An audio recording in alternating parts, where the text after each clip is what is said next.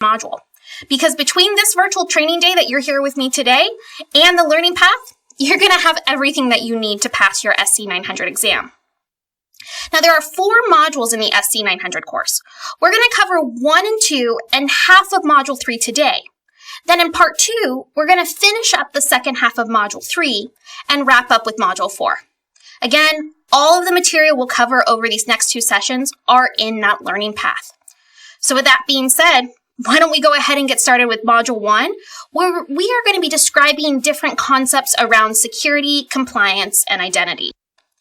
Now, this is a nice short module, and we won't be looking at any specific Microsoft products, but rather we're going to be looking at different methodologies when it comes to security and compliance and some of the different attacks that you need to be on the lookout for. As a reminder, all of the content I'm sharing in my slides can be found on the learning path at aka.ms/scfunpath.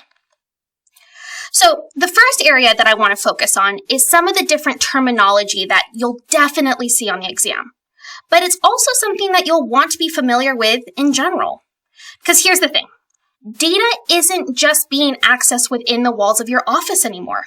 I mean, you have folks working all over the place. And you and your organization need to know how to protect your data. And this brings us kind of to the overriding theme of any security solution, the zero trust methodology. This concept assumes that absolutely everything is open and an untrusted network, even your own corporate network. And the zero trust model follows the logic of trust no one and verify everything. Because, I mean, think of it. How much of your workforce is outside of your traditional corporate network? I mean, do you have any remote employees? Maybe you have any road warriors? Especially in recent times, there's a greater need to expand security just beyond your corporate network. But at the same time, you're still needing to provide access to the different resources and the different applications. And this is where the zero trust model comes in. This is where you are going to verify requests explicitly and give the least amount of access required to do the job. And then you need to assume breach. These 3 principles of zero trust support the 6 different foundational pillars that provide an end-to-end security solution. So first, you have your identities. This is where you need to make sure that you are verifying all identities and making sure that you have a strong authentication process. We'll discuss some more authentication techniques in Module 2. But the second pillar is we need to have your devices visible and we need to see them on your network. I mean, this even goes for bring your own devices. And for the third pillar, that ties right to your applications as well. Fourth pillar, your network. We want to make sure that you are segmenting your network and encrypting all of that internal communication. And with infrastructure, the 5th pillar, it's essential that you have real-time threat detection setup that is automatically blocking and flagging different risks. And then finally, we have the last pillar, one of your final lines of defense, your data. Now, while we have a number of different layers protecting your data, you still want to make sure that you are classifying, labeling, and encrypting your data when it's in transit or at rest. And when we talk about the layers of protecting your data, that's where we have what's called the defense in depth model. The entire purpose behind the defense in depth model is where we're actually leveraging a series of mechanisms to slow the advance of an attack that is trying to get unauthorized access to your data. Microsoft's goal, and I hope your goal too, is to ultimately protect your data.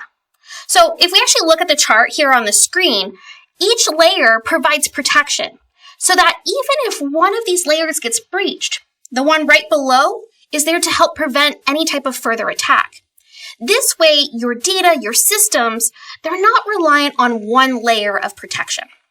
So let's take a look at each layer. The physical security layer is providing secure access to the building. For example, any Microsoft data center is going to have multiple points of security just to get into the building. Whether it's swiping a badge or, they have skills that weigh you when you enter and when you exit.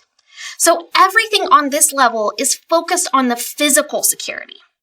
Next, with the identity and access, which we're actually going to go more into detail in Module 2, but this is where you're double checking that the access is only granted to those who need it and only for what they need. The third level, the perimeter layer, this is where the goal is to prevent any unwanted users or services from accessing your network. A lot of times, your threats, they're getting stopped right here and they're not going any further. But we want to have alerts set up on the perimeter layer so you can investigate further. As we get into the next layer, the networking layer, this is where once an attack's in, you're going to want to make sure that you're limited the access to the different resources. So that way, if there is an attack, it's not spreading to the rest of your services. Now, with the compute layer, you know Patch Tuesday? It's actually one of the things that you do to protect your environment. You want to make sure that all of your systems are properly secured and you have the right controls in place.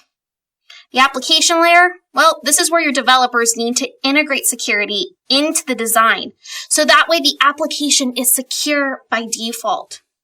And at the final layer, even though all of these other layers are in place to protect it, you still want to make sure that those who have access to your data are responsible for securing it and storing it properly, and they're adhering to the compliance requirements that are really put in place to help protect it. The defense in depth is the approach that actually Microsoft takes to protect its resources, and it's one that we recommend you take as well. But when it comes to the cloud, security doesn't just fall on one party. It's actually a shared responsibility. And this graphic here, this should look familiar, especially if you've taken AZ900. This is what we called a shared responsibility model. And what it's showing is the different level of responsibility depending on if you are leveraging services like IaaS, PaaS, and SaaS, or if you're managing your own on-premises data center. So let's start over here on actually the left side of your chart. So with your on-premises data center, or you might hear this called the private cloud, you are responsible for absolutely everything. I mean, starting with the physical infrastructure, you have to do the racking and stacking, but you're also responsible for your operating systems and your applications. And you know what? You also have to manage your users and really, ultimately, your data. However, you'll notice as we venture into the cloud, the responsibility is now going to be shared between your cloud provider and you. And in this case, we're talking about Microsoft Azure. So at the IaaS level, or infrastructure as a service, you are relying on Microsoft to take care of the physical infrastructure, but we have the responsibility for securing it. And you'll notice because you're responsible for everything other than the physical infrastructure, you can change and move that responsibility level as you go into deeper areas of the cloud. So with platform as a service, you are no longer worried about the underlying operating system. Microsoft is going to secure the operating system, and there's some other support like controls over the network and the applications, but you're going to need to do your part, which means that you're building in security to your applications and you're managing who and what has access to your data. But even at the SaaS level, or what we call software as a service, this is really, you're leveraging or using a provider's software, but you still have responsibility when it comes to security. And what I want you to take away from this is that for your exam, the level of responsibility when it comes to security is going to vary depending on what cloud service you're using or if it's on-prem. But it's important to remember, no matter what, you will always be responsible for your data, your endpoints, your accounts, and your access management. Now, there's actually one more model that I want to share with you before we get into the different threats and some of the tools that you have to protect yourself. And this model is the CIA. Now, I'm not talking about the CIA like Men in Black who are chasing down aliens, but instead, this model is used to think about trade-offs when it comes to securing your data, confidentiality, integrity, and availability model. And the way I want you to look at this is when you are securing your organization, you can only choose 2 of 3. So you, as an organization, need to determine what's important. So when we talk about what confidentiality means, this is where you are keeping your data, your encryption keys, your passwords, or really any type of sensitive data a secret. This is usually the most visible part of security. And let's say that this is extremely important to your organization. So now what you have to do is you have to determine if you want to focus on availability, meaning that it's readily available to those who need it, and, they can decrypt it, or maybe you need to give up some of those integrity controls in order to have it. Because if you wanted to increase integrity, you're lowering the availability. Again, it's not all or nothing, but this model is designed for you to consider what are the potential trade-offs when it comes to securing your data and ultimately securing your organization. Now, so far we've looked at some different concepts or models that can help you secure your data. But what are you protecting yourself from?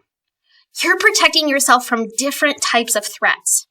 Now, some of these threats can be trying to steal your data, or they might be getting you to pay up some money to unlock your information. It's important, again, not just for your exam, but for your organization to understand the different types of threats and where they can come from. So the first one that we have here on the slide is called a data breach. And you might have heard of organizations who have suffered some sort of data breach, or maybe even you've been a victim of one yourself. A data breach is where some sort of data is stolen. The way attackers get this data can come from maybe a phishing email, or, it can even be like a scammy email from your tech department asking for your password. The next type of attack is a dictionary attack. This is where an attacker is trying to steal an identity by trying a huge amounts of passwords. Essentially, what's happening is the attacker will get like a username, and then they have a list of common passwords. And basically, they try each password automatically until one works and the attacker's in. And here's actually a really scary thing. The most common password is password 123. And guess what's on the list of a dictionary attack? Yeah, you guessed it. Password 123. We'll talk about some of the tools next session to help ensure that your organization is requiring something more secure than that. But next, what we have on the list is what we call ransomware. And this is a type of code that makes its way into your applications or your devices, and it's going to lock you out. And then what the attacker does is that they demand money, or maybe they put a ransom on file. That way you have to pay them to unlock it. I saw this article that said that companies have paid hackers have actually grown by 300% over the last year. And since we're working more remotely and maybe some of our security protections have been more lax, this gave, their hackers the perfect opportunity to attack your sensitive data. Now, the last one that we have on our list is what we call disruptive attacks. You might hear it called a distributed denial of service or a DDoS attack. But what happens here is, let's say, for example, I have a public-facing website. The DDoS attack is going to send so much traffic into my site, and what they're trying to do is overwhelm or take down my service. And this is harmful because it can prevent legitimate traffic from accessing my services. Now, these are just some of the different types of attacks. These are 4, but there are so many out there. Like we have Trojans or exploit kits. And new threats are constantly coming out. And you and your organization need to stay vigilant when it comes to defending yourself. And one of the ways that you can protect yourself against threats is by encrypting your data. And when you encrypt your data, you're going through a process where your data isn't readable or usable by anyone who isn't authorized to use it. And the way this works is that you actually scramble the data in some sort of way, maybe it's with a key or without, so that way it can only be read if you have the correct key to unscramble it. Now you have 2 different types of encryption, symmetric and asymmetric. These 2 types of encryption determine how that data is scrambled and then how you're unscrambling it. Symmetric encryption is where you're using the same key both to encrypt the data and decrypt the data. But with asymmetric encryption, you're going to have 2 different keys. You have a public key and a private key. Both of these data can actually encrypt the data, but only the private key can be used to decrypt, or what we call unscrambling that data. Now, you might have heard of phrases in the past like encryption in transit or encryption at rest. And what this means is this is how the data is protected when it's stored, or how it's encrypted when it's moving. Encryption at rest means that when your data is stored, let's say it's on a server or in a database, it's all scrambled up, and you have to have that key to unscramble it. So that way, let's say if your server was attacked, your data would be unusable without that key. Now, encryption at rest means that as your data is moving from one place to another, like let's say if you're pulling it from over your network from maybe like the public internet, it's encrypted to limit, the potential risk of outside exposure. Now, there's another form of protection called hashing. Now, a lot of folks get hashing and encryption confused. Hashing doesn't use a key. Instead, what we have is an algorithm to take that original data, and it's converting it into a unique fixed value. So what happens is you're entering in the same data using that same hashing algorithm, and you're using that as an identifier. And that's ultimately what's going to be produced.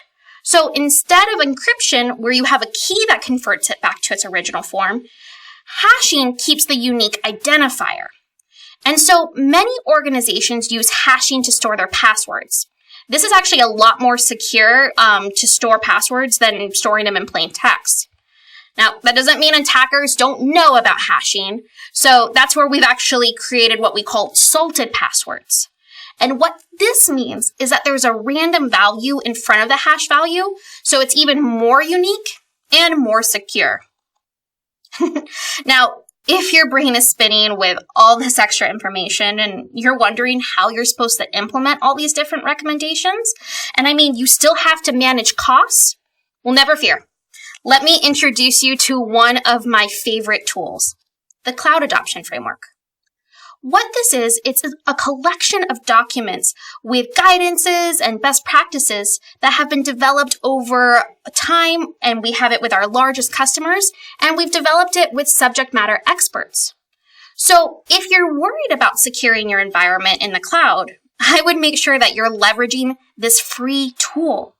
It's going to help you create a strategy when migrating to the cloud, and it can help you build out an actionable plan with your desired outcomes. And when you are preparing, it's going to provide checklists and really make sure you're ready for that change. And then once you migrate, or what we call adopting the cloud, it can help you move over your existing workloads seamlessly. And it's going to help you improve your existing solutions. But here's what's neat. It doesn't just stop there. Once you're in the cloud, it can help with governance and really managing your workloads. And even if you aren't actively going through a migration right now, the Cloud Adoption Framework can help you plan and really implement various changes and improvements. All right, so we've covered some of the different security concepts. And I promise we are going to dig a little bit deeper into some of those areas throughout the next 2 sessions. But what I want to take a moment and discuss is some of the different identity concepts before we really move on. And here's something that you may not realize. Every single person in your organization, well, they have an identity, but it doesn't stop there. Every single device that has access to your resources also has an identity. And an identity is really just a user or device and how they're being recognized on your corporate network. And guess what? If someone or something has access to your data and resources, they're at risk for an attack. So this is why an identity is an incredibly important area when it comes to security. Now, we just learned what a dictionary attack is. And as a reminder, this is an identity-focused type of an attack that, and quite frankly, it's not the only one. There are several out there, and you need to be aware and protect yourself against them. Because remember, password 123 is the most common password in the world. And a password-based attack is where an attacker is going to take a list of, those super common passwords, those weak passwords, and basically what they're trying to do is match them to a list of known usernames. And phishing is going to be another common type of identity attack. And while this is phishing with a PH, it works somewhat similar to the way that we think of phishing. An attacker is actually going to dangle bait in front of your users, who in this case are the target, or fish. And this bait can be an email that maybe it looks like it comes from your CEO or your boss asking for some information. Or maybe it's having you click on a link where they're entering in their username and password. Now, sometimes these phishing emails are easy to spot. I mean, they're really obvious. They have bad spelling, bad images. But here's the thing. Attackers are getting better and better. And so sometimes they can be difficult to identify. My best piece of advice for you is, when in doubt, don't click the link. Now, spear phishing is a more specific form of phishing. In this case, the attacker is going to have some sort of information, like a database or maybe an employee org chart. So the email is going to look like it came from your boss or maybe someone else you work with. I actually had one of these happen to me. I got an email and it looked like it came from my boss, and it had the right signature, the right phone number, everything. And in the email, it said that she was with a customer and couldn't remember her password for an application, and so she was asking for mine. Now, I thought this was kind of fishy, no pun intended, but I gave her a call just to be safe, and she had no idea what I was talking about. So definitely, you're going to need to be careful when it comes to sharing information over email. And since there are so many different types of attacks focused on identities out there, it's important that you're doing everything to protect them. Remember our defense in depth chart? Well, it's our second layer. So we want to make sure we have a good line of defense. But here's the thing. I would argue it's turning into the first line of defense, since we have so many remote workers out in the world, and you may not be able to use the physical security as your first line of defense for all of your data. So how do you go about protecting your identity? Well, I don't want you to think of it as tied to a single user or a single device. Instead, I want you to think of it as something that encompasses your entire organization. And we've come up with 4 primary pillars when it comes to protecting your organization identities. First is your administration over your identities. You need to understand when and why identities are being created. But more importantly, you need to know how they're being managed. But I would actually say authentication and authorization are probably the 2 biggest pillars when it comes to identity. So first, let's talk about the difference between the 2. Authentication is where I'm verifying I am who I say I am. This may look like I'm putting in my username and password, and we are going to talk about multi-authentication later on. But just remember, authentication is where I am verifying and proving my identity. Now, authorization is about what level of access I have and what I can do with it. So think about it this way. When I travel somewhere, via plane, I need to go to the airport. And once I'm all checked in and I'm ready to head to my gate, what's the first thing I need to do? I need to go through security. And when I do, they're going to ask me for 2 things, my boarding pass and my ID. And what they're doing is they're verifying that I am, in fact, Chelsea Lee, and my ID matches my boarding pass. They are authorizing me to go through security to the gates. Now, once I'm through, I just can't go anywhere I want in the airport and hop on any plane.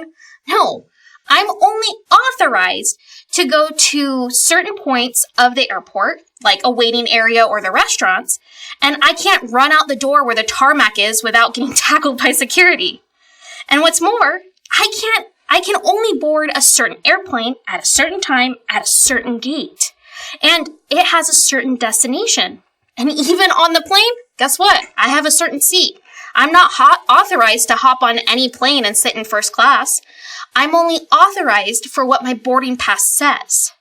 So authentication is I am who I say I am, and authorization is what can I do? I would definitely make sure for your exam you know the difference. But this is something that I think is going to be helpful, knowing the differences for the rest of your studies. Now, the last pillar is, and it's really not the least pillar, but it's important, is auditing. Because it's important to understand who is, what they are doing, when, where, and why. And we're going to discuss all sorts of different tools, so that way you can track your users and what they're doing, and even help automate some of those different governance processes. But I actually want to take a moment and dig in a little bit deeper when it comes to the role of authentication and the change that we call modern authentication. But in order to do that, we have to go back in time to the good old client-server model days. In the past, you would have a client and a server. And usually what would happen is you have a user who's using the client and would do something like they would have a username and password. I mean, it's pretty similar to that, what we have today. But we had this for each server. And this could be a pain in the butt because think about it. If there were so many servers, a user would have to give their username and password each and every time. And, you would have to remember all of those usernames and passwords. And here's what would happen, is you would end up with multiple names and passwords all across the different servers. So with modern authentication, we introduce a new player in the setup. This is a thing called an identity provider. And what we're trying to do, or what we're trying to change, is that we're no longer going to send a name and a password to the server. Instead, the client is going to go to get a thing, what we call a security token from an identity provider. And the way that it does this is by presenting a name and a password to the identity provider. It may be a smart card, or it might be an authenticator app on the phone. It doesn't really matter. But there's a contract between the client and the identity provider. And we can get this thing called a security token from that identity provider. And then the client is presenting that security token to the server. The server is then able to take that token and validate that it's legitimate security token because the server has that trust relationship with the identity provider. And that trust relationship, say that this server can either send a token to an identity provider or to get it validated, or really the knowledge of that identity's provider sign-in key is enough to check the cryptographic signature on the token. Now you might be asking yourself, what is a token? It's simple. A token is just a signed document, a cryptographically signed document, and it contains things about the person using the client that are called claims. And a claim is simply information about that identity that's calling the server. And it doesn't actually have to be a person. It could be a device. It could be a software process. I mean, any of these things are an identity that are acting at the server level. So claims are just an attribute value pairs that are information about the identity that's using the servers. Later on today, we're going to be looking at Azure Active Directory, which is an example of a cloud-based identity provider. Now, another benefit of modern authentication is that you can create one credential that can be used for a number of applications and resources. And this is what we call single sign-on. Now, when you set up single sign-on between multiple identity providers, it's called a federation. So let's look at the graphic that we have here on the screen. We have a website that uses the authentication services of IDPA, but the user is authenticating with IDPB. Now, even though they are two different services, there is an established trust relationship between IDPA and IDPB. So the credentials that the user logged on with IDPB are going to be passed to their website, and now they have access. What's really nice about this is that your users don't have to remember all sorts of different passwords. And really, you've probably used a federation service before. I mean, have you ever logged into a website or maybe created an account using social media? Like, what about LinkedIn? Well, in this case, LinkedIn is the identity provider, and there is a trust relationship between the website and LinkedIn. Now, one thing I do want to make note of is that there is a trust, just because there is a trust relationship doesn't mean that it's bidirectional, and you have to set it up that way. So if I use my LinkedIn to access a website, unless that trusted relationship is set up as a bidirectional trust, that website can't log into my LinkedIn. The last section of this module I want to discuss is the concept of Active Directory. Now, we're going to be going into a lot more detail around Azure Active Directory in the next module, but I want to make sure that you understand what a directory is and how it's used. A directory is a hierarchical structure that stores information about objects on your network. All of that data is available to users and services and applications that are on your network. And if you've been around Microsoft for a while, you may have heard something called Active Directory. This is a directory service that came around Windows 2000, and it was designed for your on-prem networks. This was a great tool for both authentication and authorization in your on-prem environment. But guess what? Technology changed and we moved to more mobile devices, and those are continuously being added to our networks. And Active Directory just didn't have the native support for modern authentication methods. And that's where Azure Active Directory came into the picture. You might hear me call it AAD. But Azure Active Directory was developed as the next generation of directory services for both your on-prem and your cloud environments. And like I said, we're going to cover all things Azure Active Directory in Module 3, but if you wanted to see a detailed comparison of Active Directory compared to Azure Active Directory, we have this phenomenal comparison guide in Microsoft Docs.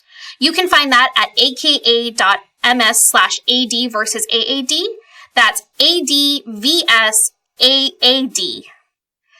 So let's go ahead and just wrap up this Module 1. And don't you worry, the fun is just getting started.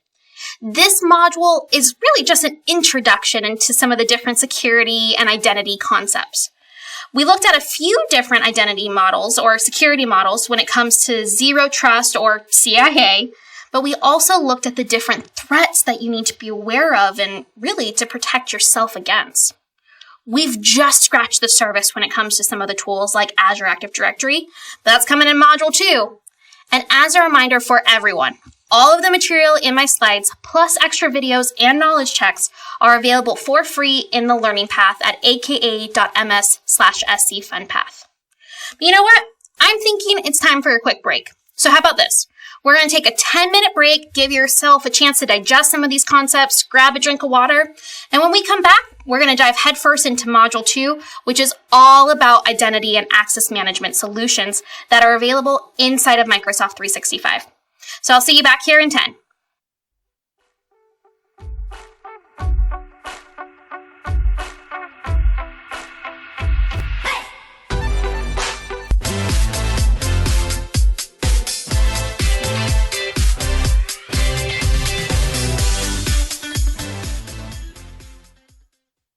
Welcome back from break. I hope you're ready for Module 2, because this is probably going to be our heaviest module of the day. This module focuses on everything Azure Active Directory. Now, I do want to point out a few things before we get started. 1, this is a fundamentals course. What that means is that our goal is to identify and describe different components of Azure Active Directory. I'm going to take you on a tour of the Azure Active Directory admin portal, but you're not going to have any labs on your SC900 exam. However, if you are interested in learning more about Azure Active Directory, I'd recommend that you check out the Azure Administrator course and the Azure Developer course. And that does have a little bit more of a hands-on component to the exam, and it's going to go much deeper than we will today. The second thing is even though Azure Directory and Active Directory are two different products, the names sometimes are going to be used interchangeably. I'm going to try my best to make sure I always call it Azure Active Directory or AAD, but if I slip up and call it Active Directory, and for this module, I'm only talking about Azure Active Directory. And one last thing I want to call out, as a reminder, all of this information for this module and all the other sections of the course are available on Microsoft Learn, and you can find that at aka.ms/scfunpath. With that being said, are you ready for Azure Active Directory? I know I am. So let's go ahead and dive right in. This module, like I said, is going to be the biggest one of the day. And we're going to explore the different capabilities of Azure Active Directory and some of the tools that are available to help you manage your environment. Again, I'm going to show you some of the tools in the portal, but there's not any labs on your exam. So let's go ahead and take a look at our first section, which is looking at the different services and identity types inside of Azure Active Directory. Now, in Module 1, we learned what a directory is. Azure Active Directory is Microsoft's cloud-based identity and access management service, and it's designed to support your modern authentication with both your on-prem and your cloud-based environments. And it's great because it can help you manage all your different identities by giving your admins a single system for all of your applications. And I don't want you to worry if you have an existing on-prem Active Directory, because Azure Active Directory can actually be synced with existing on-prem Active Directories. Or you can even choose to use Azure Active Directory as a standalone service. Because think about it. As more and more organizations move to the cloud or allow users to bring their own devices like phones or tablets or laptops, you need to make sure your corporate data is secure. So Azure Active Directory lets your admins control all of your corporate applications and resources based off of the needs of the business. We're going to look at some of those different features shortly, but I do want to mention that if you have M365, Dynamics, or really any of the Office 365 services, guess what? You're actually already using Azure Active Directory. Now, Azure Active Directory has 4 different types of identities. You have your users, your service principals, your managed identities, and your devices. So let's start with your users, because I think that's what most of you are going to first think when you think of Azure Active Directory. A user is just an identity, and that's something that's managed by Azure Active Directory. And it can be an employee or even guests, but what it does is it allows you to control access for each user, or you can group them together, and that way you can apply permissions to that entire group instead of having to go one by one. I'm going to show you how to add a user to your Azure Active Directory in a minute, but I want to talk next about a service principal. This is going to be a secured identity that's used by your applications. A managed identity is an identity that's automatically created by Azure Active Directory and are used for managing more your credentials for your cloud applications. It's a great tool because you can have your Azure services authenticate to another service like Azure Key Vault. Now, there's going to be 2 types of managed identities. You have your system assigned and your user assigned. Last, what we have is your devices. It's exactly what it sounds like. This is your laptops, your phones, it's even your printers. And we're going to talk about in our next session about Intune, and this is how we're going to discuss how to secure your organization's devices, but inside of Azure Active Directory, and you can manage it through the devices you own, as well as those who are brought by your employees. But how about this? Why don't we go ahead and log into the Azure Active Directory portal, and I'll show you how to add and manage your users. So we are logged in now to the Azure portal, and the way that you get here is by going to portal.azure.com, and we're signing in with our admin credentials. Now, the account that I'm using today doesn't have an associated subscription with it, so it might look a little different from yours. But since I'm an admin, I can actually manage my Azure Active Directory through the portal. So I'm going to select View underneath Manage Azure Active Directory. And here we're inside of my tenants directory. And this is where I can manage all my different users, my groups, and so much more. And over here on the left-hand side, these are some of the different management tools or different options that we have. Now, I have my overview page right here, and I'm going to create a new user. So I am going to scroll all the way down. Under Quick Actions, I'm going to select Add User. And here is where I can create my new user. Now, this could be an employee who just joined. Maybe it's a contractor. Maybe it's a guest I'm giving access to. So the first thing that I need to do is I need to enter a name for this employee or a username. And, this is where you can follow your organization's naming standards. But I'm going to just do something simple. So we're going to just do J. Doe. And so in this case, I have my name. I'm going to do Jane Doe as my name, first name. Jane, last name, Doe. So I have my username, and you can see the username is tied to my domain.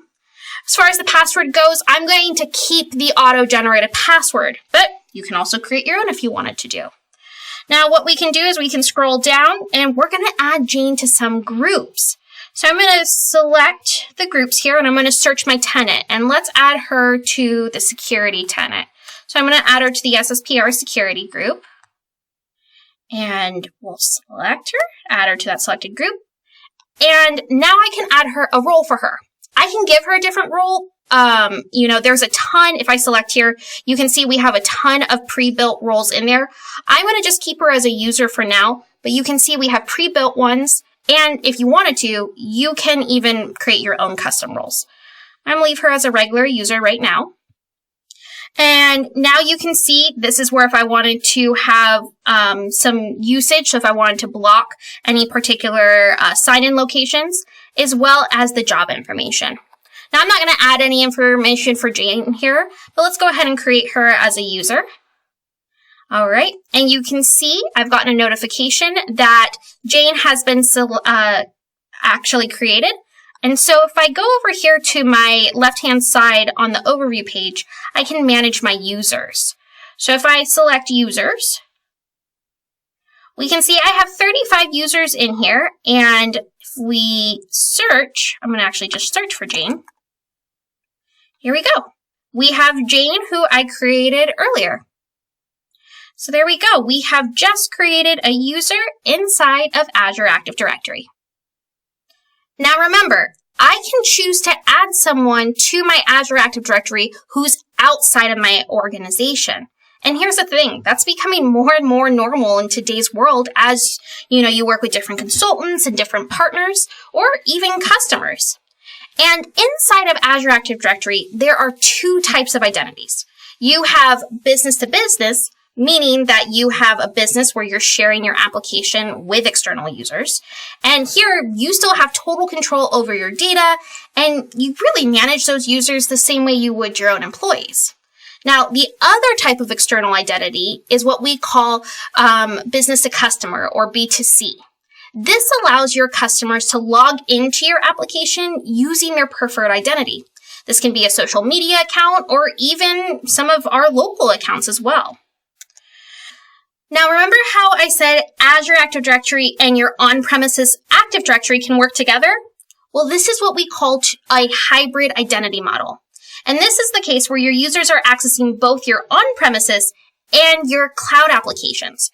So that way, when you make an update in your on-premises Active Directory, updates to all of your users, your accounts, your groups, your contacts are all going to be synchronized with your Azure Active Directory. This is all happening on the back end. So there's really little to no effort on your part. And we do this through a tool called Azure AD Connect. And when it comes to authentication, you can have it done by Azure Active Directory, or you can even use another identity provider. Either way, I want to make sure that you don't think you're limited to only Azure Active Directory or your on-prem Active Directory. You can actually combine the two. So now that we've looked at the different user types and actually how to create them in Azure Active Directory, I want to dig into our next lesson, which is focused entirely on the authentication tools inside of Azure. And you know what, let's face it, no one likes passwords.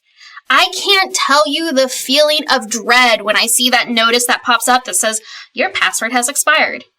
And doesn't it feel like it limits you from using your last dozen passwords? I mean, how the heck am I supposed to remember different passwords for all my different accounts? And you know who loves passwords? Hackers. You know why? Because we're so bad at writing passwords. We want to make them easy to remember. And unfortunately, the easier they are to remember, the easier it is for hackers to get into them. So what are we supposed to do then? If we know the most common password is password 123, how are we supposed to protect our organization and from our users falling prey to hackers? Well, that's where multi-factor authentication, or MFA, comes in. MFA requires your users to provide more than one form of authentication to log in. And usually these fall under three different categories: something you know, something you have, or something you are. With something you know, that's your username and password. It's a piece of information only you should know, and the keyword being should. But since we know that a password can get hacked, we add an additional level of security with something you have or something you are. An example of something you have can be like a phone with an authenticator app maybe you have installed, or you can even have a little key that automatically regenerates numbers that you have to enter in every 30 seconds. Something you are is biometric information, think of facial recognition on your phone or fingerprints. And when you add MFA to your business, you actually cut your risk of attack by 99.9%. And inside of Azure Active Directory, there's a few different ways where you can add multi-factor authentication. We already know that passwords aren't the greatest form of security. And while yes, you want a strong password, it can cause issues if a user forgets it because it was too complicated for them to remember. And that's why we recommend password plus an additional form of verification. I mean, have you ever tried logging into a site that texted you a code and you needed to enter it in before you logged in? Well, that's a form of multi-factor authentication. And that's where you're using something you know, your password, and something you have, your phone. Here at Microsoft, I actually use an app called Microsoft Authenticator. This is an application on my phone that will ask me to approve a login attempt. And what's cool, it actually uses some of the biometric tools like a face or fingerprint scan to verify my identity. Authenticator is going to then issue what we called an OAuth, or an open authentication code, as a one-time password or a login approval. This is another layer of security because that OAuth token usually expires every 30 seconds or so. But what happens if you don't want to mess with passwords at all? Well, you have a couple options there as well. You can use something called Fido, not your dog Fido, but a fast identity online tool that allows you to log in without a password.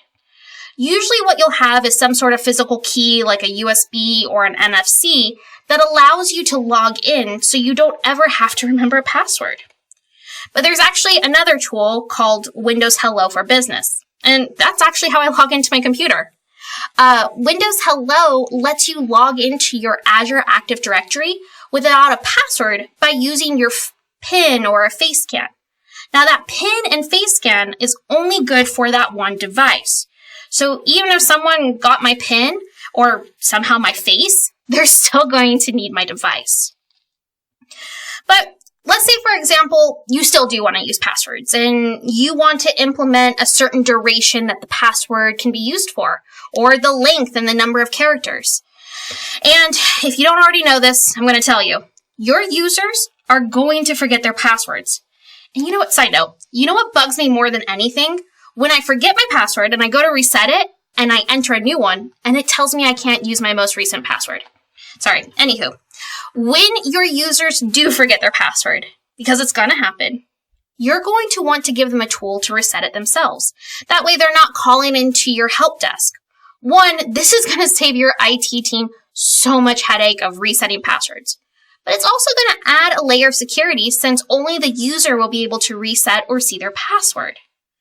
And Azure Active Directory can help your users change or reset their password by using their phones or their emails. And the best part is that your admins have full control over the self-service tool and can say who and when users request a reset. So let's log back into the admin portal and I'll show you how easy it is to configure. Okay, so we're back in the portal. Again, following the same steps from before, we're going to select View to open our admin center for Azure Active Directory. Now, in order to add self-service password reset to our tenant, we're actually going to scroll down over here on the left-hand side underneath Manage, and we're looking for Password Reset. We have that right here next to the key. Now, from the main page of the password reset, I can choose to enable self-service for none, selected, or all. And I'm actually going to select all and then save. Okay. So now what I've done is I've given the users the option to reset their passwords on their own. And I can actually add additional authentication steps before they reset it. So I'm going to come down here under Manage and select Authentication Methods. And then from here, I can determine how many pieces of information I want my users to provide before they can reset their password. So I'm going to select one, which is already there. And then I'm going to require them to either authenticate themselves through email or a mobile phone, which is a text message. All right. I can also require users to authenticate themselves when they sign on for the first time. So this is where I can come down to registration. And so I can require the user to register when signing in. And then I can also set them to re-authenticate themselves every 180 days, whichever I'd like. And then finally, what I can do is I can set up notifications. So when a user resets their password, maybe I want an email to get sent to that user, or I can actually have an alert sent to the admins as well. Now, going back to our slides, we know it's possible for your users to reset their own passwords pretty easy, but Azure Active Directory can also make sure that your users are creating strong passwords, and we do this by setting up a banned password list. And you can totally customize it. And that way you can ban those weak passwords based off of your organization standards. But we also include recommendations based off of Microsoft's security team, who is up to date on the latest hacking patterns. And remember how Azure Active Directory can be used in combination with your on-prem Active Directory? Well, you can actually use Azure Active Directory to protect passwords in your on-premises Active Directory as well.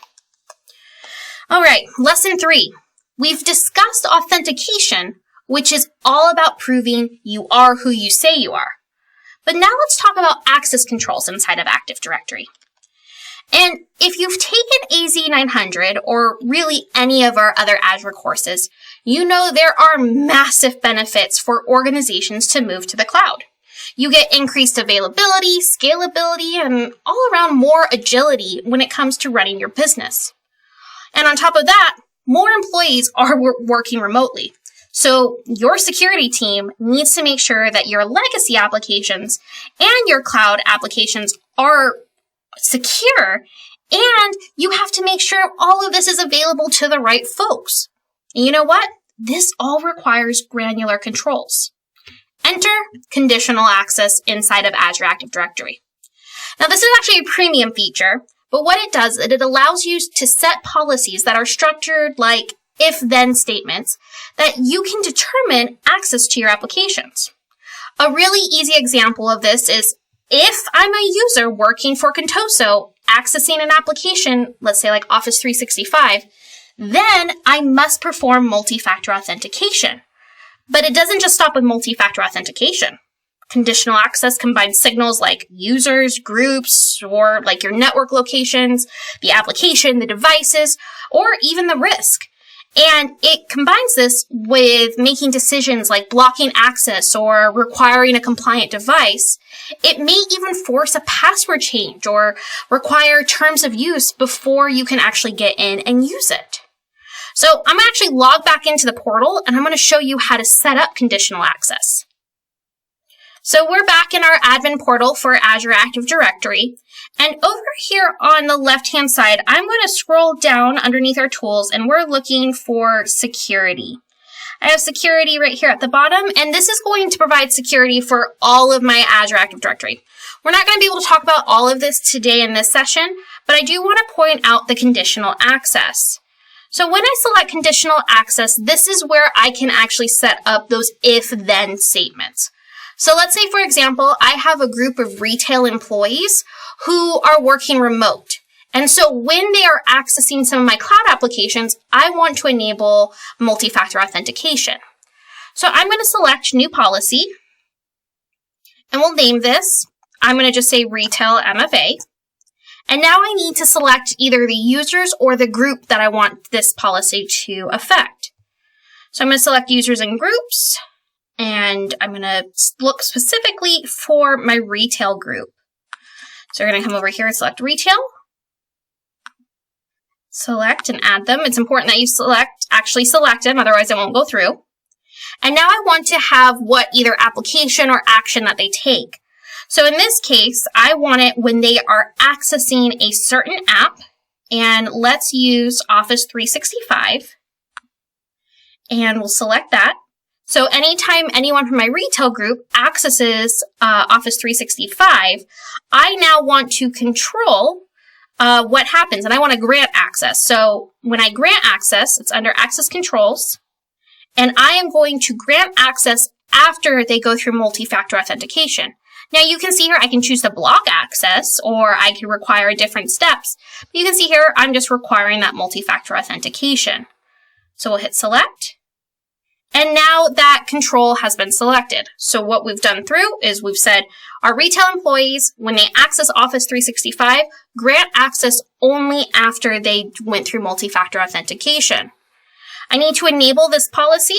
And once I do that, I select create, and that policy will create.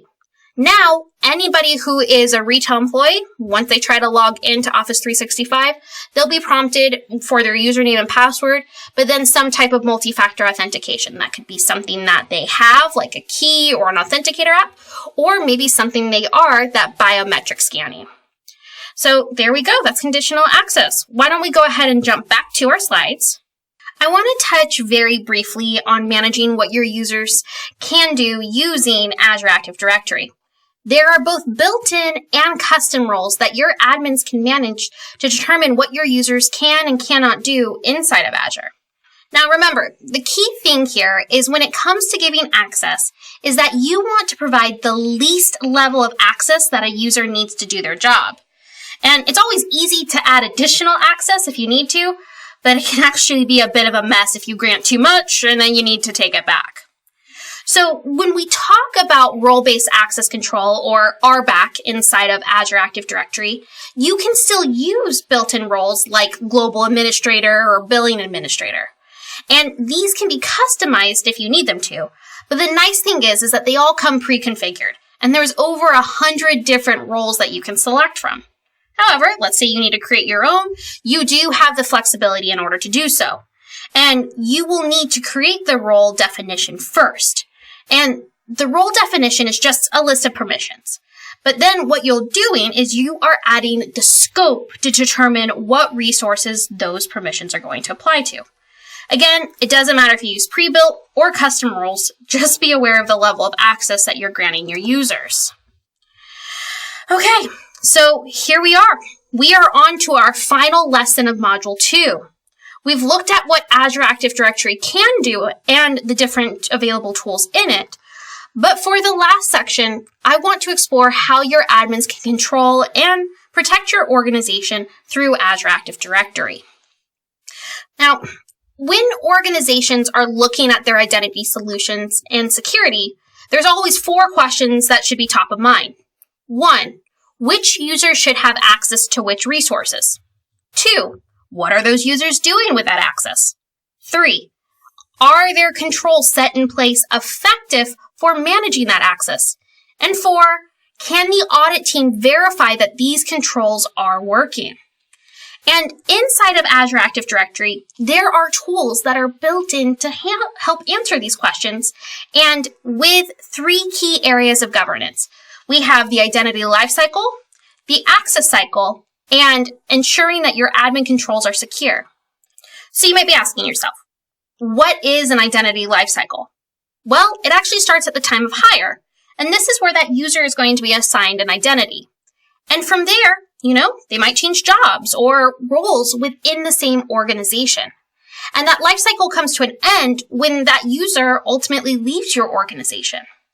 Now, in most organizations, that lifecycle is going to be tied to what we call the HRIS, or the Human Resources Information System. And it depends on your Azure Active Directory tier, but it is possible to integrate your Azure Active Directory with your cloud HR system, and that way your directory is always up to date. Now, for the access lifecycle, this is only going to apply while the user is employed at the organization. So let's say, for example, I have an employee who joins the organization and they start off as a payroll admin.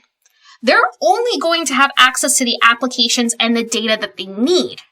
But what happens when they get promoted? Maybe they go from an admin to a specialist. Their access level will need to change. And one of the ways to streamline the access lifecycle process inside of Azure Active Directory is to use what we call dynamic groups. These groups can be modified by your admins to determine membership roles. And so that way, when there is a change, like let's say a user can be added or removed from a group, it can be handled automatically. This way, you're not stuck trying to manage everyone's access individually.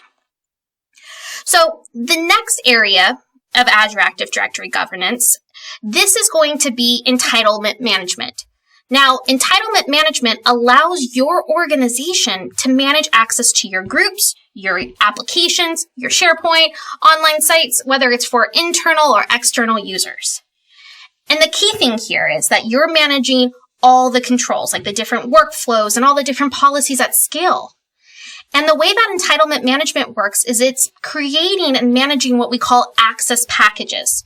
And these are collections of different resources that are grouped together and they're requested all together. So let's say, for example, I have a new employee and they're joining our team for the first time to help out with a project. What do they need? Are they going to access some of our applications, maybe our SharePoint site, Teams channel, and a whole bunch of other things. But here's the thing. When that new person joins the team, do they know what they need? I mean, how many of you have joined a new company and it kind of just felt like an ongoing process? You kept finding out all the different things that you had to request access to. I know I have. And here's the thing. You can't just snap your fingers and instantly get access to it. You need to request access, and that can take who knows how long, depending on the workload for the manager or the IT team. And this is a massive headache, and honestly, it can hurt productivity on the team. Plus, it just makes your organization look unprepared. And that's where entitlement management comes to the rescue. You can create these access packages for all the resources that are needed for a particular project or, let's say, a role. And that way, when a person joins your team or a project, they can go to one place and request access and get everything they need without having to know the individual resources. But I don't want you to worry. Entitlement management makes it so you have to have the right scope and user approval before the resources are just given out. And on top of that, you can even set expiration policies, so that way you can limit your risk by making sure that the right people have the right access for just the right amount of time. Now, I have just a couple more things I want to talk about in this module, and one of them being privileged identity management. We already know companies are at an increased risk of compromise today. And the risk is even bigger when it comes to an account with a high level of access. Because think about it. An admin account has access to potentially sensitive data and resources that you do not want falling in the wrong hands. Well, PIM, or Privileged Identity Management, can help reduce that risk by providing just-in-time access and just enough access for these accounts. So what does just-in-time access mean? Well, PIM has an activation period tied to the role setting for a role. The IT admin can pick an activation period between 0 and, let's say, 24 hours. What this means is that user who wants to come in and activate their role will only get that privilege for this pre-configured amount of time before that access is revoked. And they will have to go through that activation process again if they want to continue to use that role. Then PIM also supports the concept of what we call time-bound assignments. When you make a role outside of PIM, that role is permanent and it's going to last forever unless someone comes in and removes that assignment. But what PIM does is allows you to set an end time for a role assignment itself. And so where this is particularly useful is, let's say you have a guest scenario. If you have like someone in your organization who's coming in to work for 2 months, you can actually set the expiration time of that role assignment for 2 months in the future. And once that time's up, that user is automatically removed from the role, whether or not you're deprovisioning them from your HR system. Now, we also have an approval process inside of PIM, and this supports when a user is activated into a particular role, you can actually designate one or more approvers who are going to have to approve that setting. So when a user requests a role activation, your approvers are going to receive an email, and they actually have to go inside of PIM to approve it. Until that role is approved, there won't be any type of activation. Once the approvers approve the role in PIM, then the role will be activated. And you can even set it for that limited time. The last couple areas inside of PIM is going to be the audit log. And it's keeping track of all of the events happening inside of PIM. And what is even better about PIM's audit log is that it's automatically included inside of your Azure Active Directory audit log, which gives you the ability to funnel all of these logs into log analytics. And we usually see customers using this to create some sort of customized alerts inside of their organizations, whether it's a specific account that's been activated or if you have someone making change to a role setting. And that actually brings me to our last slide of this module, woohoo, Azure Identity Protection. And I think after Module 1, we can all agree that there are a lot of threats out there, especially the threats that are targeted at getting access to your organization's identities. Did you know that Microsoft analyzes over 6.5 trillion signals a day to identify potential threats? Well, all of these signals are being fed to what we call Azure Identity Protection. It's taking all of those signals and it's categorizing them into 3 different tiers: low, medium, and high. So let's say you have a user signing in from a different location than normal, or if you know that credentials have been leaked. Azure Identity Protection can trigger different actions like MFA or to block their account until an admin can review it. Azure Identity Protection can also give you 3 different reports that are a really handy tool for your security team. You can pull a list of users who might put you at risk, any odd sign-in attempts, or just risks that were detected. And your security team can take these reports and determine if there's maybe a weak point in your security, or you can even investigate these alerts even more. And that actually takes us to the end of Module 2. We got to spend some quality time looking at the different tools and functions inside of Azure Active Directory. We've discussed some of the ways that Azure Active Directory can help protect your environment with MFA or conditional access. And then we wrapped up the module exploring some of the different governance tools. Now, I highly recommend that you and your admin team spend some time getting to know some of these different tools. And I'm going to sound like a broken record, but I want to make sure that everyone knows about the free learning path. You can find that at aka.ms/scfunpath. And in addition to all of the material I've covered, there's those helpful videos that really go into more depth on some of these topics. And of course, my favorite, the knowledge checks. Again, you can find all of this at aka.ms/scfunpath. So, how about this? Let's take one last break, a good 10-minute stretch break, give you a chance to step away from your computer, maybe grab a quick drink or a snack, and then we'll come back for our final module of the day. Sound good? Okay, then I'll see you back here in 10.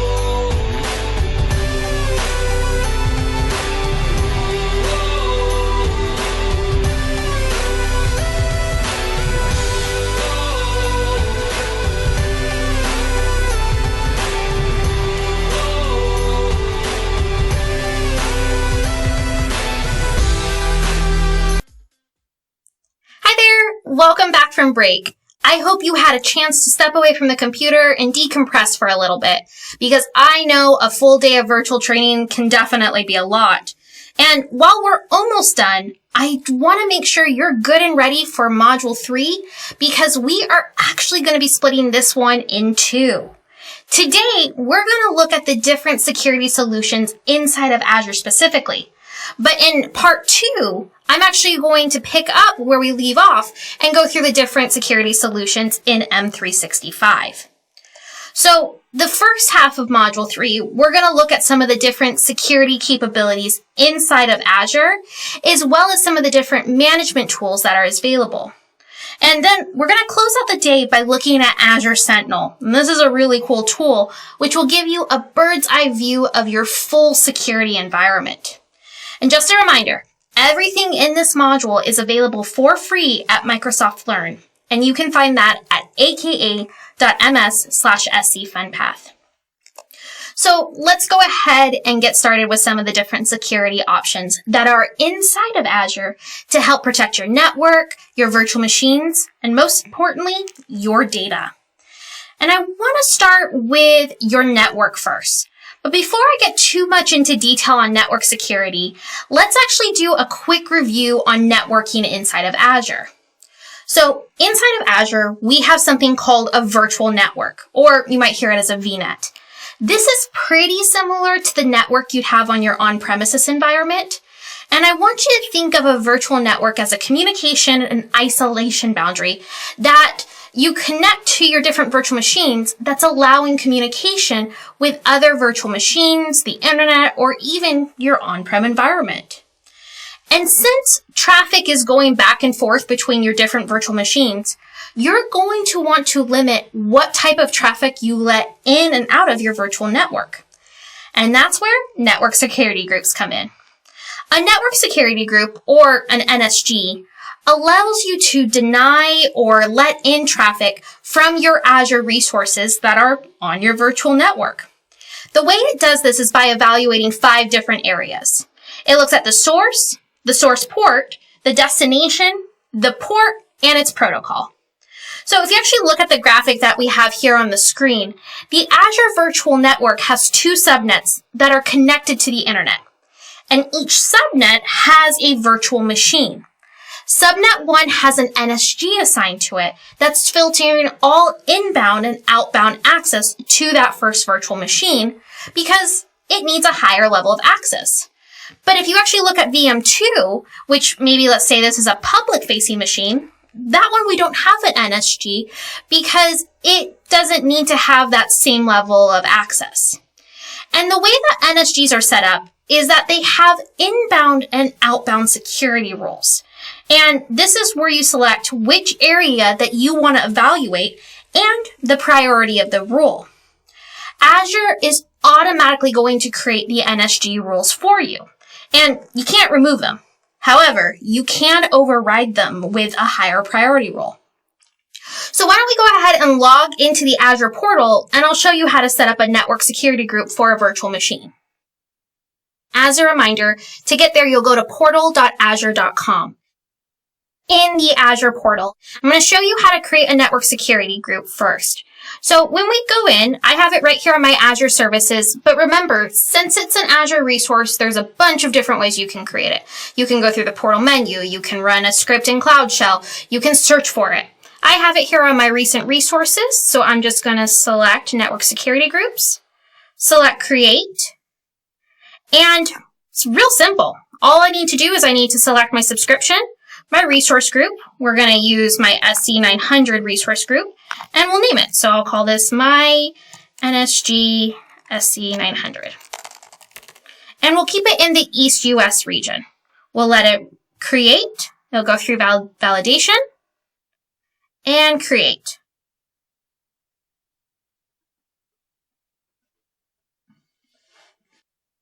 All right, so our resource is deployed. I'm going to select go to resource.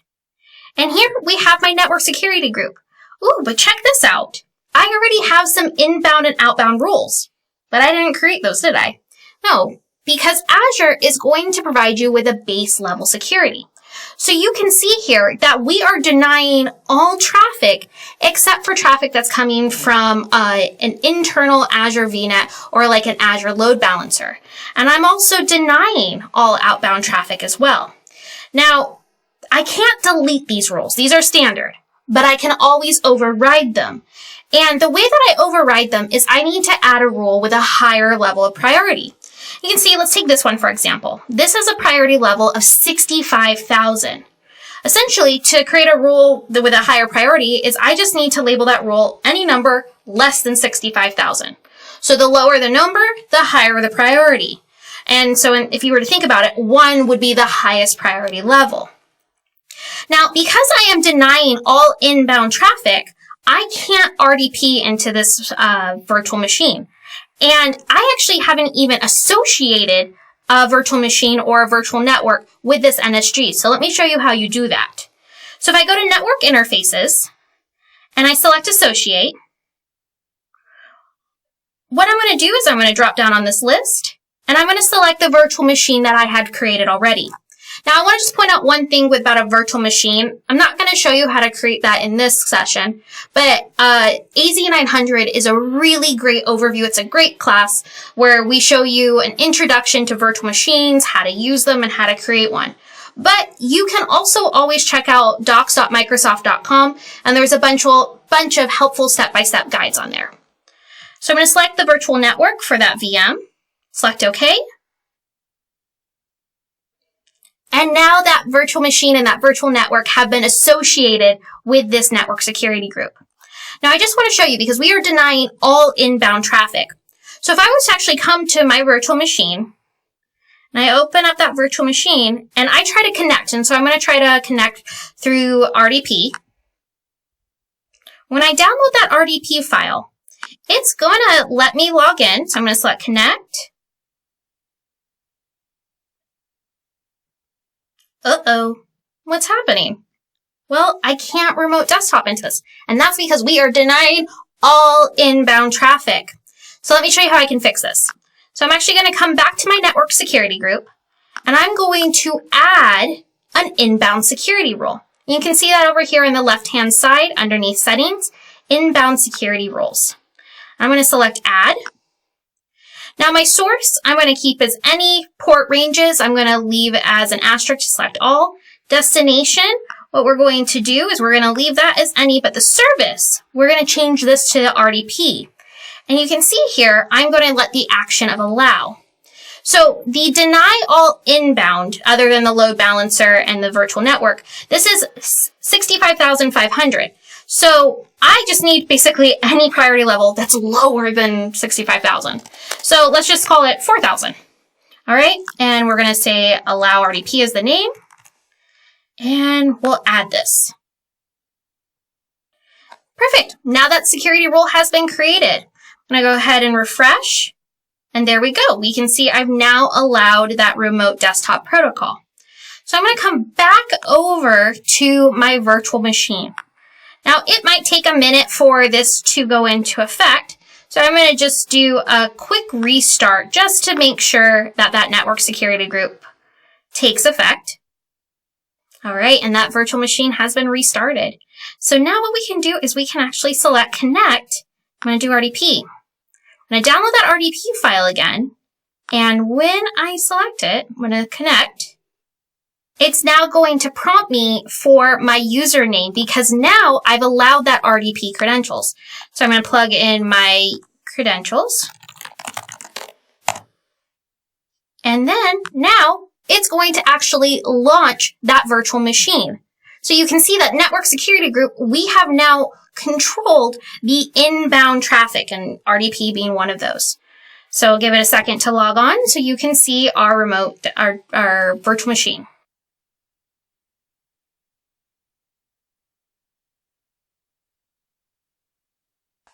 And here we are. We are inside of our virtual machine. So again, that is one of the ways that a network security group can be used. So next on our list of security tools inside of Azure is our DDoS protection. Remember in Module 1 where we learned about the distributed denial and the different service attacks where the goal is to send so much traffic to your service that it gets overwhelmed and fails? Well, inside of Azure, you have a built-in service to help protect your organization from these malicious attacks. And the way it works is that Azure is monitoring the traffic that's coming into your network. And once it recognizes an attacker, it's going to automatically block their traffic. But it's actually going to leave your network open to legitimate traffic. So that way you're not facing any type of interruption service for your customers. And here's the nice thing about the built-in DDoS service, is since you're in the cloud, it can actually provide an elastic response. So you can scale your compute during an attack, that way you can still support the real traffic, but you're not going to pay for the resources that weren't for your actual customers' traffic. And I mentioned that the Azure has a built-in DDoS protection. This is what we considered the basic tier. But let's say, for example, you needed a more advanced tier, maybe you had some business critical workloads, you can actually select what we call the standard tier. Now this one does have a little bit more of a cost associated with it. And unlike the basic tier, it's actually going to give you an extra mitigation and monitoring tools, and that's the reason for the elevated cost. Now, as we move on to Azure Firewall, I want to take a minute and I want to have you think back to Module 1. Remember where we discussed defense in depth? The Azure Firewall's goal is to protect your perimeter. and it's going to try to stop any sort of attacks before it can make it onto your network. And the Azure Firewall is a scalable solution that you can adjust to meet the need of your traffic. But on top of that, you have built-in high availability and the use of availability zones. Now, like your NSG, it uses IP addresses, the ports, and protocols for filtering. And, this is really cool, it has built-in threat intelligence detection that can automatically block known malicious IP addresses. And we're going to talk some about this later on in the monitoring tools, but Azure Firewall integrates seamlessly into Azure Monitor. So you're going to have access to all of the logs where you can dig into different traffic as you need.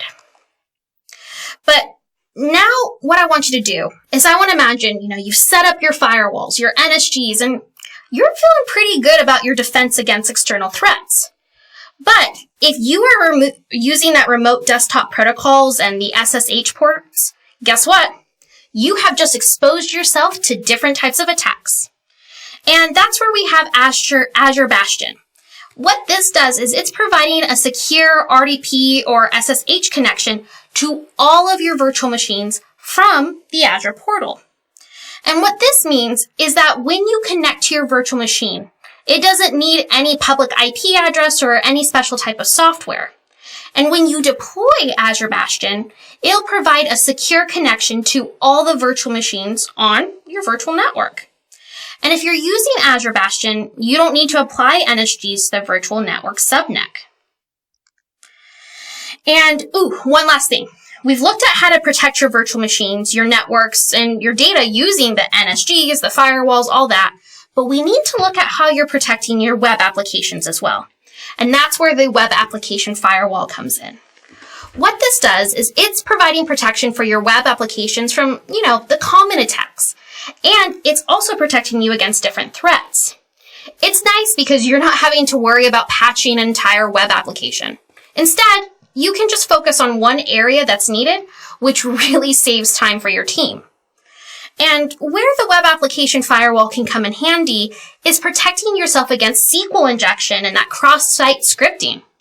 And here's the thing. It's really hard to protect yourself against those type of attacks in the code of an application. So the Web Application Firewall really comes in handy there. Now, I know we've already talked about or really discussed the way that encryption works, but I want to go into a little bit more detail on how encryption works inside of Azure. So let's look at the encryption with Azure Storage. What it's doing is it's protecting your data while it's at rest by automatically encrypting your data before it's stored in your Azure account. And this is for your blob storage, your file storage, or even your queue storage. And it can be used to manage your disks. Now, if you retrieve your data, it'll decrypt it for you as well. And with Azure Disk Encryption, it kind of does exactly the way it's named. It allows you to encrypt your virtual machine disks by using industry standard BitLocker to add volume encryption to the operating system and your data disks. And then last, what we have is we have the transparent data encryption, or you might also hear TDE.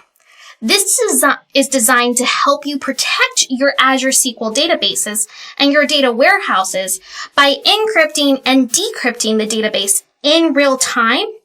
And it includes all of your backups and your logs, but you don't have to make changes to your applications.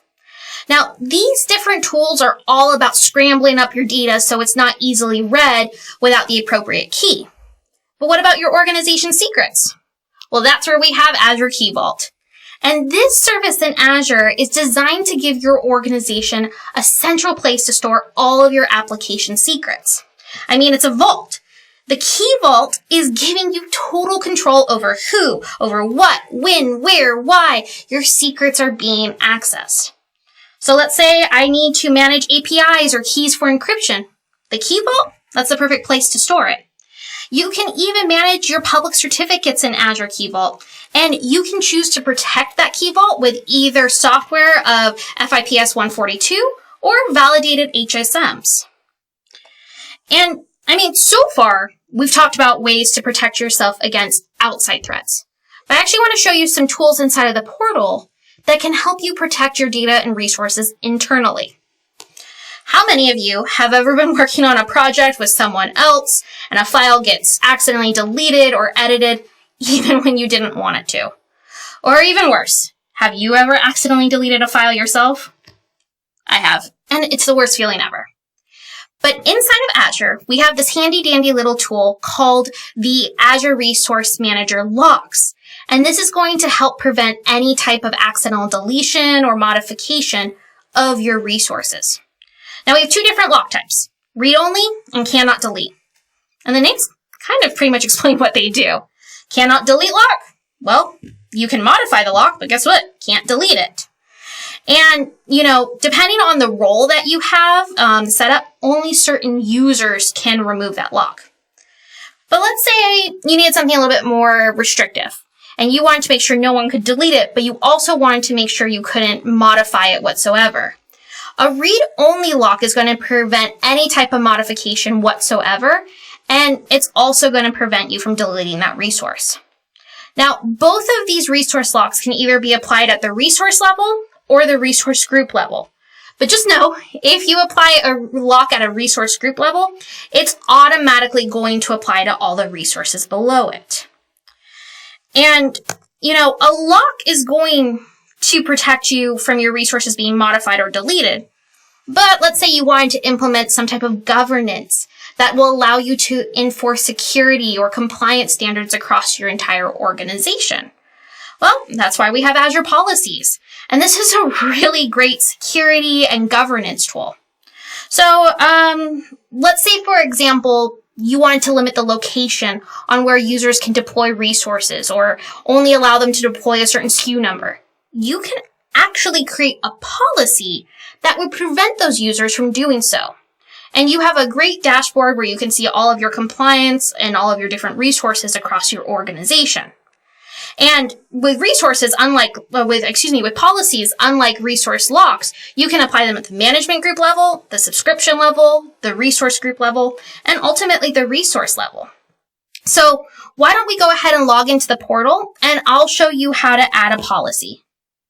Again, as a reminder, to get here, you'll go to portal.azure.com, and I'm going to create a policy. And just like a network security group, a policy is also a resource. So you have your different ways that you can create it.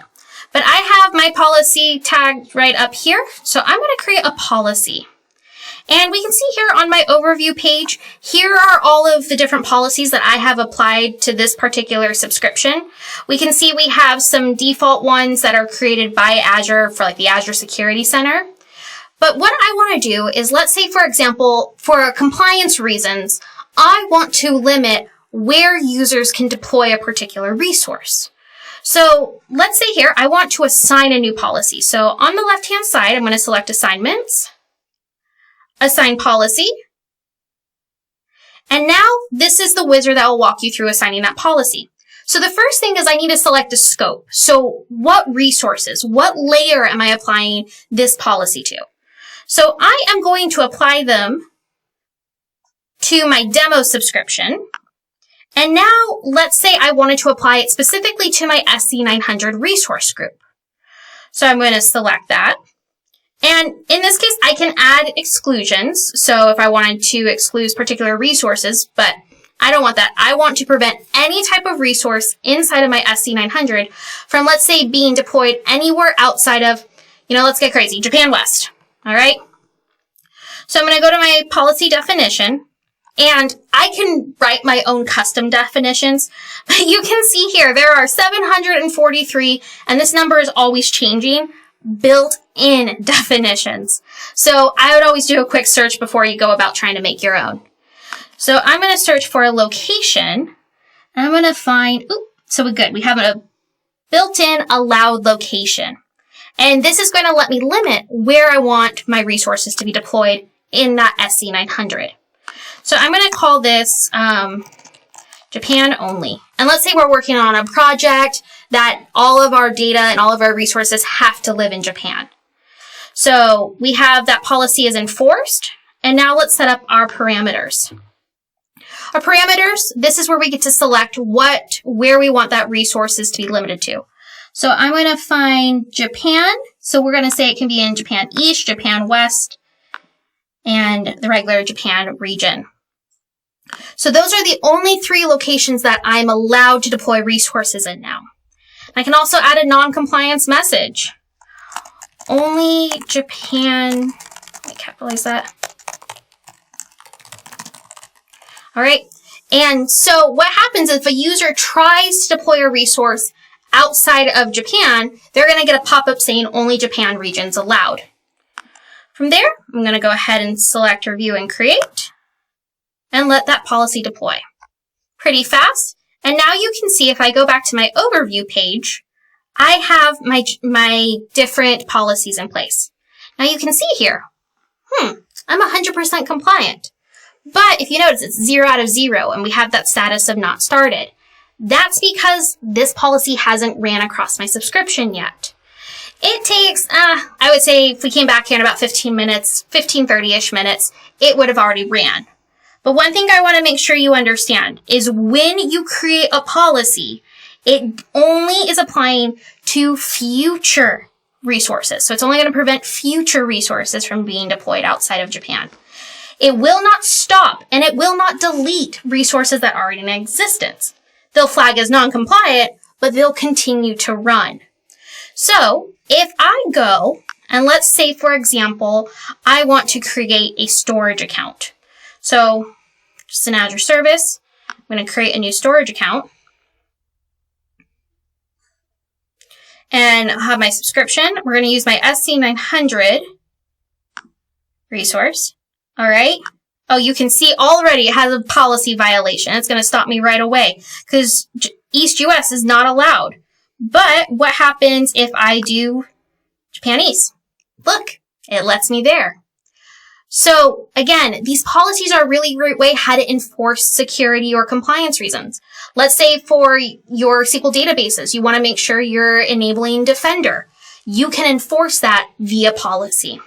So let's go ahead and hop back into the slides and look at a couple other security or governance tools inside of Azure. So let's say that you've created these policies, you've created these role-based access controls, and you want to take all these settings and apply them to another environment. Well, that's where you can use an Azure blueprint. And I want you to think of these blueprints as the same ones that architects use to design a building. Azure Blueprint allows your cloud architects to define and create a repeatable set of Azure resources that you can use to quickly build out new environments, and it's going to have all the same compliance and security standards. Now, blueprints are designed to help with the environment setup. And when you are creating an environment, you're usually going to have a set of resource groups, policies, role assignments, ARM templates. All of that goes into an environment. A blueprint is a package to bring each of these artifact types together and allow you to compose a version of that package. Now, a lot of folks tend to get policies and blueprints mixed up. A policy is a default allow, deny system that's focused on resource properties during the resource deployment and already for your existing resources. It supports your cloud governance by validating that a resource within a subscription adheres to those requirements and standards. Now, a policy can be included as one of the artifacts in your blueprint definition. Now, blueprints also support using parameters with policies and initiatives. So we've already covered the different tools inside of Azure that are designed to keep your organization safe. Now what I want to do is take a look at how you can leverage some of the different management tools to really understand your organization's security posture and where you can make improvements. So if you haven't heard of a CSPM tool or a cloud security posture management tool, that's okay. It's a relatively new type of tool that was created to help improve how you manage your cloud resources. And the way it works is by constantly scanning and checking out your systems, and then it sends alerts to your IT team anytime it finds a vulnerability. Now, the CSPM tool uses a variety of different models and tools that we've already discussed today, like Zero Trust and policies, But the main purpose of a CSPM tool is to provide centralized security management to your team who, may be spread across the entire organization. Think of your security team all the way up to your business leaders. And you know what? I think it's safe to say that protecting your network and ultimately your data is a lot of work, especially since attackers are always finding new ways to break into all those different layers of defense. So inside of Azure, we have something called the Azure Security Center. And it's designed to protect your workloads, whether they're inside of Azure or inside of your on-prem data center. Now, the Security Center is constantly monitoring your environments and will keep track of any type of resource when it's added or when it's removed.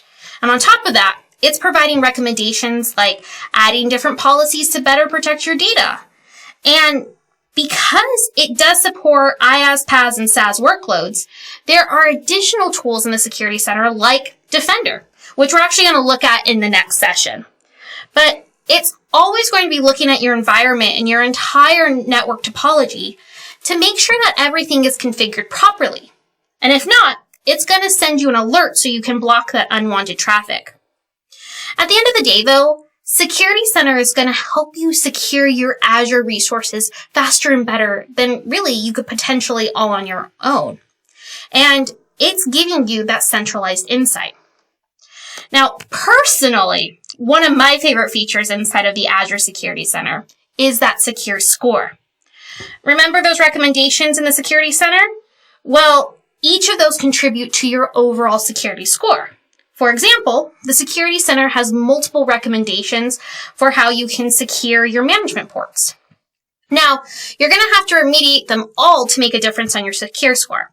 So let's say, for example, the security control has apply system updates as a maximum score of 6. You can see, actually, if we have that on the screen here, you can see the potential increase value of the control. But you know what? I don't want to worry you, even if you have a long list of security recommendations, because you're not on your own. Now, you do have the choice to manually remediate all of these, but we have what's called a quick fix option on some of the recommendations. And that quick fix is going to take that recommendation and fix it for you. Now, we're going to log into the portal in a minute and to look at the Security Center, but I want to make sure you understand something about the secure score, is that these recommendations are based off of Microsoft best practices. And they are not law by any means necessary. You are under no obligation to follow them. So you need to make sure you understand what your organization needs before you go making changes. But with that said, why don't we go ahead and jump into the portal? So inside of the Azure portal, I am going to go to the Security Center. Again, you can search for it a bunch of different ways. I happen to have it handy here underneath my Azure services. So I'm going to select the Security Center. And here we go. We're on to the overview page. Now, this is going to be my secure score. You can see how many subscriptions I currently have active, how many different resources it's reviewing, and how many recommendations. Now, you can see I don't really have any major security alerts that I need to be taking care of, but let's go ahead and look at my secure score. So 72%, so I got like a C minus, but you can see I have some recommendations. So I can either select here, improve your secure score, or I can actually come over here on the left-hand side underneath general and select recommendations. Now these recommendations, you can see I have a total of 23 points available and I currently have 17. We can see, I actually have 5 unhealthy resources. So why don't we scroll down and take a look at some of those different resources. We have one right off the back that's pretty obvious. Enable multi-factor authentication. We learned about that this earlier today, and enabling multi-factor authentication is going to make a big difference. Now, you can see, wait, hang on. I have a max score of 10. Okay, so I'm good. Multi-factor authentication. Okay, phew. All right, I'm doing pretty good. Let's see where else I'm going. Restrict unauthorized access to my network. This is a possible 4 points. Now you can see I have some containers, some key vaults. I have some work that I can do here. So if we were to actually click in, and let's say container registry should use a private link, we can see I have some remediation steps. Now, in this case, it's giving me a step-by-step instructions on how to remediate this resource that's potentially unhealthy. And you can see that it actually scanned my resources 30 minutes ago. Now, remember how I told you that these are going to be recommendations? Well, if I wanted to, I can actually exempt this alert or this recommendation. Like, say for my organization, I didn't want to use the private links for whatever reason. I can exempt it. Or what I can do is I can actually enforce it by creating a policy. So this will actually redirect me to Azure policy, and then that way I can create one. That way, no matter what, when someone creates a resource, container registry, it's going to enforce that private link. Let's see here if I have any quick fixes. Doesn't look like I have any quick fixes here. But you can see I need to enable an Azure Defender, some best practices. It looks like I'm doing pretty good with best practitioners. Maximum of 3 owners. Okay, so it looks like I'm doing good, but I have some work that I need to do. So the Security Center is going to be a great place to, again, see that overall secure score, as well as, get recommendations, see your alerts. And again, you can actually filter this. So if I go back to the Security Center, I can actually filter this by different subscriptions. So let's say, for example, instead of my demo subscriptions, I wanted to use the retail production. All right. So, retail production is actually doing pretty good. That's 100% secure score. That's what I like to see. Let's see if we can find one that needs something else. Why don't we try, let's see here. Let's try the Contoso Hotels. All right. Well, it looks like my subscriptions are doing pretty good, and this is what we want to see. Even with my 76% on, let's go back to the Chelsea demo. One. You can see it's giving me those suggestions. And this is a great tool, especially if you're new to Azure and you want to make sure your environments are secure. Please make sure that you're taking advantage and leveraging that Security Center. So why don't we go ahead and look at one more tool inside of the slides, and that is Azure Defender. So Azure Defender is built into the Azure portal. And like I mentioned before, it automatically syncs with the Security Center to protect your environments with built-in policies that you can either use out of the box or you can customize them to meet your needs. Now, Azure Defender has a lot of different plans to help protect your servers, your applications, your storage accounts, even your databases. And anytime there's a threat inside of your environment, you're going to get an alert with suggested steps on how to remediate this threat. And these alerts can be exported into Azure Sentinel. And we're going to look at that in the next section. But here's the thing.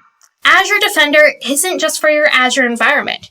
It can also be used to protect your on-prem environment and even other cloud providers like AWS or GCP. And both Azure Security Center and Azure Defender have built-in baselines. And the way that works is it's based off of best practices for each service. And the whole point of these built-in baselines is to help provide security to the most common cases that your environment may encounter. Some of the controls that are used in Azure Security Benchmark include like network security, identity and access controls, data protection, data recovery, incident responses, and so much more. So this is how we're getting those baselines inside of Azure. But last section, we're going to wrap up today exploring what I think is some of the more exciting tools, and that is Azure Sentinel. Now, before I can really get into the nitty-gritty of what Azure Sentinel can do, I want to chat about 3 different acronyms that are important to understand. So let's talk with SIEM. This is a Security Incident Event Manager tool. The way it works is that it's collecting data across your entire organization, and it's constantly looking for anomalies, and it's going to alert you when one is found. SOAR, a security orchestration automated response tool, is taking your alerts from all different systems, like your SIEM tools, and then automatically triggering a workflow to run different tasks and actions that can actually stop or change a security incident. And the last one, XDR, this is a system, or it stands for Extended Detection and Response System, and it's designed to give you an integrated and automated response across your entire organization. Now, in order to truly have a secure environment, your organization needs to embrace and really implement all three of these different types of systems. And that's where Azure Sentinel comes in. Microsoft Azure Sentinel is a CM and SOAR solution that delivers security, analytics, and threat intelligence across your entire enterprise. So I want you to imagine Azure Sentinel like a bird's eye view watching over all of your workloads, whether it's Azure or Office 365. And it's looking out for threats or kind of like weird behaviors, and it sees it before you even knew they existed. And the way it does this is by using all the data that's been collected by Microsoft over the years around security and potential threats, and it was used to train a machine learning model that's kind of the brains behind Sentinel. Now, because of all of the different connectors that are available, it can make it so you can review logs and alerts for all your different products, and it allows you to see correlations between your different threats. Now, there's 4 main categories that the job of Sentinel falls into. So the first one is to collect data. This data is collected from users, devices, applications, whether it's on-prem or in your cloud environment. And it allows the AI to know what is normal and what's not. And you can review the logs, again, across the entire organization in a single spot. Next, it's detecting real threats and it's investigating them, but it's cutting back on those false alarms. Because once you get that alert, you can use the built-in orchestration to create an automatic response to those threats. And on the main dashboard, you can see all of your alerts and incidents in your environment. And I mean, this includes, but it's definitely not limited to, active incidents and their statuses, trends across environments and incident data sources, different anomalies, different detected attacks. And it's using the Microsoft Threat Intelligence, and it's placing it all on a single map for you to see. Now, if you have an IoT device, Azure Sentinel provides a solution to combine your IoT security data with other data across your environment for intelligent threat detection and response. You can also integrate telemetry from Azure IoT Hub and manage deployments directly into Azure Sentinel. And once you've collected your data sources to Azure Sentinel, you'll want to be notified when something suspicious occurs. And Azure Sentinel, well, it has out-of-the-box built-in templates for detecting those attacks and alerting you when any type of suspicious activity happens. Now, any of these templates, you have total control of customizing them to fit your needs. And, we have the out-of-the-box ones that are there to help you create incidents to whether it's engaging your security team, but they can also run automated playbooks to take additional actions to remediate these incidents. Now, with the Azure Sentinel workbooks, again, this is organizing and communicating that data insights. So workbooks are, again, an out-of-the-box data solution that allows you to monitor or really learn about the important metrics or trends in your environment. Azure Sentinel provides a gallery of these workbooks that will instantly help out your security team's productivity. And really, workbooks make it easier for everyone in your organization. It takes that machine data and it's turning it into really powerful insights. And Azure Sentinel, it's built on the foundations, whether it's Azure Monitor, Log Analytics, and Log Analytics, fun fact for you, it's actually ingesting more than 10 petabytes of data every single day. And Azure Sentinel lets you create advanced alert rules that generate incidents that you can assign and investigate. An incident can include multiple alerts, and it's an aggregation of all of the relevant evidence for a specific investigation. And then once an incident is created, it's based on the analytic rules that you created in your analytics page. If you're using playbooks, your analysts can actually automate the response and remediation, and it makes it more efficient and it makes the job easier to do. So the right automated incident response can actually help accelerate your incident response process. And ultimately, this is going to reduce headaches across the entire organization. If I had to summarize everything that I just went over, Azure Sentinel is your friend.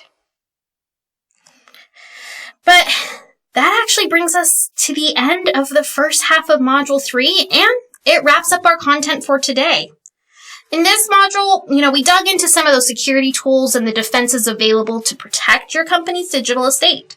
You discovered the key security operation areas that Azure Sentinel supports and how it integrates with your existing security systems. Now, while that's everything I have for you today, please make sure that you are joining us back here for part 2, where we'll continue the second half of Module 3 and Module 4. And since we've built a solid foundation with some of the concepts we've discussed today, we're going to focus more on Microsoft 365 and the tools that are available there to help your security team. But if you just can't wait and you wanted to get a sneak preview of the content to come, well, you can review those topics from today as well as everything else at that free learning path at aka.ms/scfunpath. And if you are planning on taking the exam, I don't want you to worry too much with the Azure portal. Instead, I want you to focus more on identifying and describing the concepts. Between this session and the learning path, you'll be good to go.